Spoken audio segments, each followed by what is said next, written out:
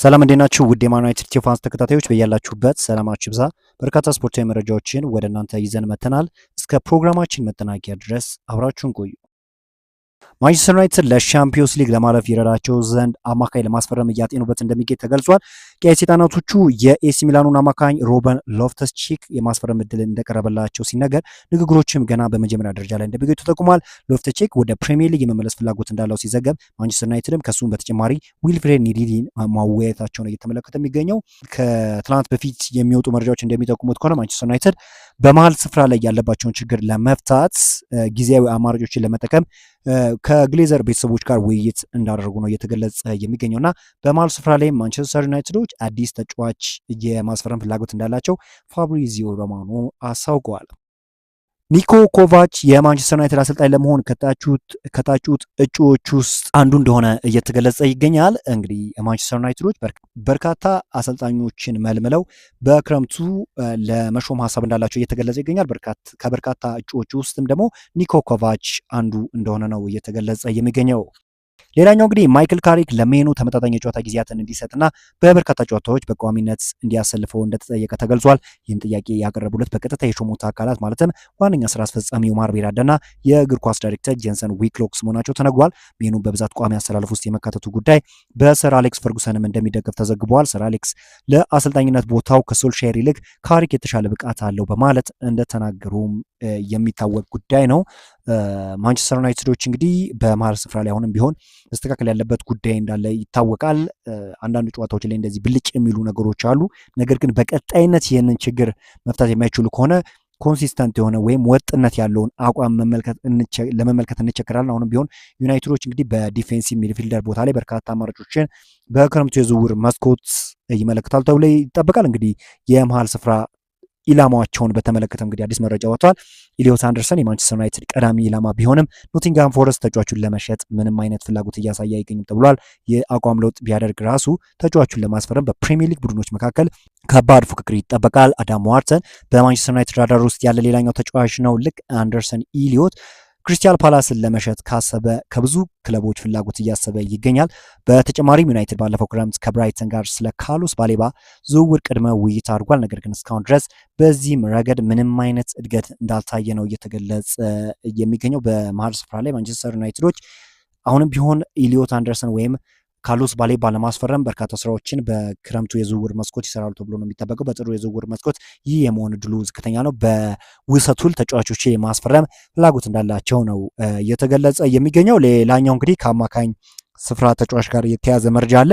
አያክሶች ማኑኤል ጓርቴን በውሰት ዝውውር ለማስፈረም ጥያቄ ማቅረባቸው ተገልጿል። ነገር ግን ማንቸስተር ዩናይትድ ጥያቄውን ወዲያውን ውድቅ እንዳደረጉ ነው የተገለጸ የሚገኘው። እንግዲህ አሁን ማንቸስተር ዩናይትድ በመሀል ስፍራ ላይ ያለው ስኳድ ዴፕዝ ዝቅተኛ የሚባል ነው። ኮቢ ሜኖ ወይም ካርሎስ ካዝሜሮ ጉዳት ቢያስተናግዱ ማን ይሰለፋል የሚለው ነገር ከጥያቄ ውስጥ ሊገባ ይችላልና ማኑኤል ጓርቴ መውጣቱ ሌላ ችግር ነው ሊፈጥር የሚችለው። ምክንያቱም በስኳድ ዴፕስ ላይ በተለይ በመሀል ስፍራ ላይ ያለው ማንቸስተር ዩናይትድ ያለው ስኳድ ዴፕስ ይህን ያህል ትልቅ የሚባል አይደለም እና ማንቸስተር ዩናይትዶች ለጥንቃቄ ይመስላል። ፓትሪክ ዶርጉ እንግዲህ በህዳር ወር አሞሪም ያቀረቡትን ትችት ተቋቁሞ ለማሳለፍ ያሳየው የአእምሮ ጥንካሬ ጽናት የሚደነቅ ነው። እንዲህ አይነቱን ትችት እንደሱ ላለ የ21 ዓመት ወጣት ከባድ ጉዳት ሊያደርስ ይችል ነበር። ዶርጉ ግን ከመቀየም ይልቅ አሞሪም ስህተት መሆኑን ለማሳየት በልምምድ ላይ ጠንክሮ መስራቱ ተገልጿል።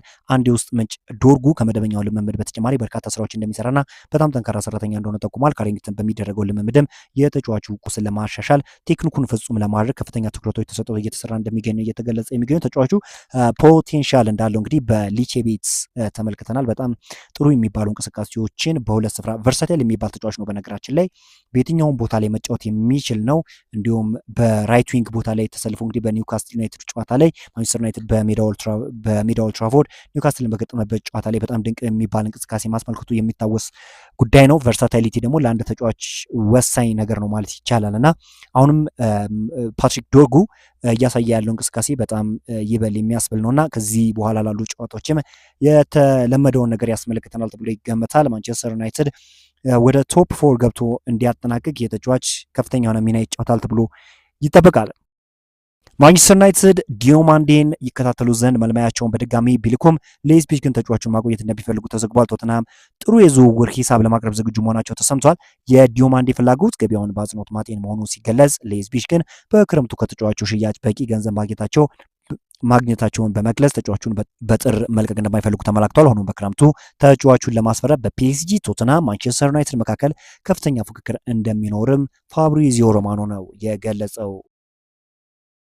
በሳምንቱ በየቦታቸው ምርጥ ሬቲንግ ያገኙ ተጫዋቾች ስብስብ ምርጥ 11 የሚያወጣው ፉትሞብ የዚህን ሳምንት የሊግ ምርጥ ስብስብ ይፋ አድርጓል። ፓትሪክ ዶርጉና ብሩኖ ፈርናንዴዝ ከማንቸስተር ዩናይትድ ጋር በነበረው ጨዋታ በተሰጠው የጨዋታ ሬቲንግ በቦታው ከሚጫወቱ ሌሎች ተጫዋቾች በመብለጥ መካተት ችለዋል። ብሩኖ በማንቸስተር ደርቢ 78.7 የጨዋታ ሬቲንግ በማግኘት የሳምንቱ የሊግ ትልቅ ሬቲንግ ማስመዝገብ ችሏል። ፓትሪክ ዶርጉ በሳምንቱ ምርጥ 11 ሲካተት ይህኛው ለተከታታይ ሁለተኛ ጊዜ እንደሆነ የሚታወቅ ጉዳይ ነው። አርጀንቲናዊ የማንቸስተር ዩናይትድ የመሃል ተከላካይ ሊዛንድሮ ማርቲኔዝ ከቅዳሜ የማንቹኒያን ደርቢ ጨዋታ በኋላ ፖል ስኮልስ በግሌ ሊያናግረኝ ከፈለገ በአካል ያለሁበት ድረስ መምጣት ይችላል ሲል መደመጡ አይዘነጋም። ይህንንም ተከትሎ የቀድሞ የማንቸስተር ዩናይትድ ተጫዋች ፖል ስኮልስ ሊዛንድሮ ማርቲኔዝ ይሄው አስተያየት ምላሽ ሲሆን ዘንድ ተከታዩን አስተያየት ሰጥቷል። ከእርሱ ጋር በኢንስታግራም ላይ በምናወርበት ወቅት ስልክ ቁጥሬን ልኬለታለሁ፣ ነገር ግን ከእርሱ ጋር ምንም አይነት ምላሽ አላገኘውም። አሁንም ቢሆን ዩናይትድ ከእርሱ ጋር የሊጉን ዋንጫ ስለማሸነፍ እርግጠኛ አይደለውም፣ ነገር ግን በቅዳሜው ጨዋታ ባሳየው ብቃት እጅግ ደስተኛ ነኝ። ቡድኑ እንዲያሸንፍ በመርዳቱም እንደ አንድ የክለብ ደጋፊ ደስተኛ ነኝ ሲል ፖል ስኮልስ ተናግሯል። ከፖል ስኮልስ ጋር ዘ ጉድ ኤንድ ዘ ባድ ፉትቦል በተሰኘው ፖድካስት ፕሮግራም ላይ በጋራ የሚሰራው ሌላኛው የማንቸስተር ዩናይትድ የቀድሞ ተጫዋች ኒክበት የሊዛንድሮ ማርቲኔዝን አስተያየት አስመልክቶ ተከታዩን ብሏል። በኒውካስትል ጨዋታ ብዙ ነገሮች ይደርሱብኝ ነበር። ደጋፊዎች ቤቴ ድረስ መጥተው የተለያዩ ቁሳቁሶችን ወደ ቤት ይወረውሩ ነበር። ነገር ግን እኔ በዛ ሰዓት አላንዘኩም፣ ይበልጥ ጠንካራ ነበር የሆንኩት፣ ምክንያቱም ስራዬን አከብር ነበር ብሏል። ፕሮፌሽናል እግር ኳስ ተጫዋች ስለሆንኩኝ ብዙ ገንዘብ ይከፈለኝ ነበር። ስለዚህ ኃላፊነትን ወስጄ ስራዬን መቀጠል ነበረብኝ። ያደረኩትም ይህንን ነው ሲል ነው የተናገረው። አንድ ተጫዋች የሆነ ፖድካስት ላይ ተቀምጦ እርሱን ከተቸ በኋላ ተጫዋቹ ሚዲያ ላይ ስሜታዊ ሆኖ በመውጣት ቤቴ ድረስ መጥቶ ያናግረኝ የሚል ከሆነ ይህ ተጫዋች በዛ ትልቅ ክለብ ውስጥ መጫወት አይገባውም ሲል ነው እንግዲህ የሊዛንድሮ ማርቲኔዝ ምላሽ ትክክል እንዳልሆነ ለማንጸባረቅ ሙከራ ያደረገው። እንግዲህ እነዚህ ሌጀንዶች ለማንቸስተር ዩናይትድ የሰሩትን ነገር ሁላችንም እናውቃለን። ነገር ግን እንደዚህ አይነት አስተያየቶች ጥሩ ናቸው የሚል ወይም ደግሞ በመልካም ጎኑ ሊወሰዱ የሚችሉ አይደሉም እና ፖል ስኮልስ በወጣትነት ጊዜያቸው ለማንቸስተር ዩናይትድ ያበረከቱትን ነገር ሁላችንም እናውቃለን። አሁን ግን ተጫዋቾችን መደገፍ አለባቸው እንጂ እንደዚህ አይነት ትችቶችን ተጫዋቾች ላይ የሚፈጥረው ስነልቦናዊ ችግር ሁላችንም እናውቃለን እና እንደዚህ አይነት ትችቶችን ቢያቆሙ የሚል ሀሳብ ነው ያለኝ።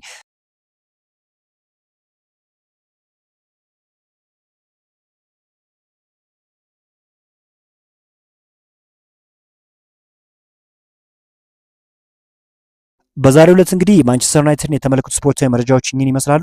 በአዳዲስ ስፖርታዊ መረጃዎች እስከነገናኝ ድረስ መልካም ሁሉ ተመኘው።